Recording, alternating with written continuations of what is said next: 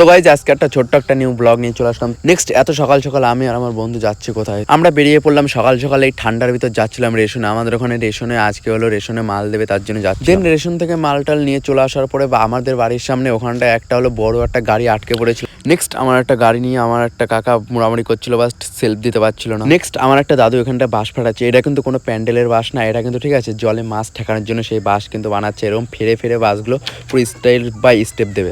I দেন এত কিছু ঘোরার পর তারপরে সন্ধ্যেবেলা চলে গেলাম আমাদের মানে ঠাকুরনগর যে মাঠটা ঠিক আছে মতুয়া মহাসংঘ, ওখানটায় চলে গেলাম। ওখানটায় যাওয়ার পরে এখানটায় পুরো মন্দিরটা দেখতে পাচ্ছ তোমরা, এখানটায় জল কিন্তু ভরা, আর জলে কিন্তু পুরো সব সাইডে কিন্তু জল আছে। নেক্সট ওখানটায় একটু স্টাইল মেরে তারপরে দেন আমি ওখান থেকে বেরিয়ে আসলাম। পুরো তোমাদেরকে জল কতটা জল ওখানটা আছে সেটুকু দেখাচ্ছে। এই যে এখানটায় পুরো জলটা কিন্তু এখনো ভরা, জলটা কিন্তু এখনো অব্দি অপরিষ্কার আছে, কিন্তু ওখানটায় কিন্তু এখনো অব্দি কিন্তু পুরো চান করা হয়। সেখানটায় ঘুরে কিন্তু খুবই ভালো লাগছে। তো গাইজ আজকে একটা ছোট্ট একটা